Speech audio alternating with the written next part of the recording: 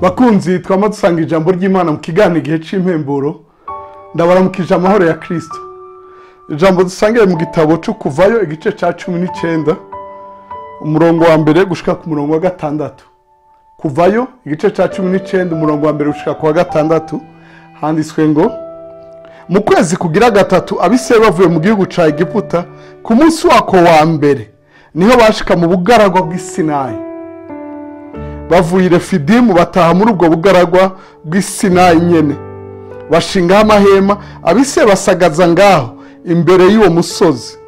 Mose aduza aho Imana iri Uhoraho amubarira n'ijwi rirenga ari kuri uwo musozi ati kuba ariko ubarira ab'inzu ya Yakobo ubwira Abisirayeli uti mwarabonye ivyo yakoreye abanyegiputa n'ingene mweho yabatereye ku mababa nk'ay'inkukuma akabazana iyari.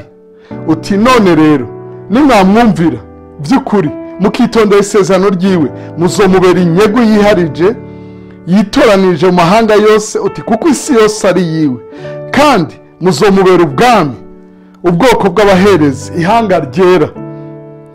Ayo majambo abari yubwira Abisirayeli. Imana ishimwe cyane, Imana ishimigwe ijambo ryayo. Nundi yansome no mu Kuvayo igice ca 17 umurongo wa mbere gushika ku murongo w'indwi bigufashe gutahura aya majambo.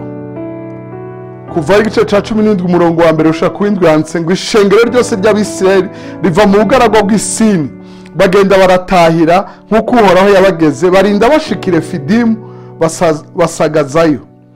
Abantu basanga nta mazi ariho yo kunwa maze abantu batonganya Mose bati duha amazi tunwe. Mose arabaza ati muntonga niziki niki kibateye kugerageza Uhoraho? Abantu bahicirwa n'inyota bidodombera Mose bati wadukuriye iki muri Egiputa kutwicisha inyota twe n'abana bacu n'ibitungwa vyacu? Maze Mose atakambira Uhoraho ati mbega abantu ndabagire nte ko bashigaje gato bakantera amabuye? Uhoraho abarira Mose ati ca imbere y'abantu ujane bamwe mu bakuru b'Abisirayeli uyitwaze na ya nkoni wakubitishije rwa ruzi ugende.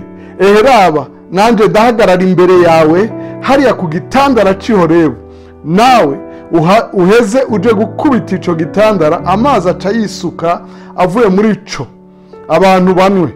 Nuko Mose abikora atyo imbere y'abakuru b'Abisirayeli yitaho hantu Masa na Meriba kuko abise bamutonganije kandi kuko bagerageje Uhoraho bakabaza ngo mbega Uhoraho ari muri twebwe canke ntari muri twebwe.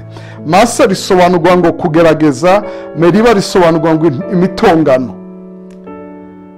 Mukundwa uri kuradukurikira ndavuze ngo kaze muri ku kwezi kwa gatatu, ukwezi kukuronka amajambo meza cyane mashasha avuye kuhoraho agufasha mu rugendo. Kaze mu kwezi uronka amajambo meza cyane mashasha avuye kuhoraho agufasha mu rugendo. Haleluya. Aba bari bashitse Refidimu ukwezi kwa gatatu baca bavaho bashika mu bugaragwa bw'Isinayi. Bwari bugaragwa bavuye Isini bashika Refidimu bashika Isinayi hose n'ubugaragwa ariko baragenda. Naho usa n'ukiri mu bugaragwa, naho usa naho utari kuratera imbere, uri kuratera imbere mukundwa. Arasa amazina nawe urabe ntibimeze nkuko vyari bimeze mbere. Ivyo bigutere kwizera bitume urengana ibihe bibi ushika ahantu wumva amajambo meza.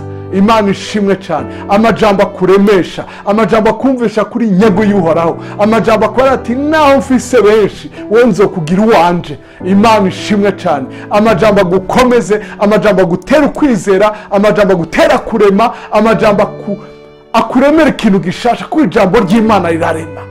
Urakoze kudutega yombi, uragahezagirwa, ugira ukwezi kwiza wewe n'abawe n'ivyawe, uragahezagirwa. Urakoze gusangiza abandi ijambo no kubandanya kuririmbura ko Imana ikugire neza. Amen.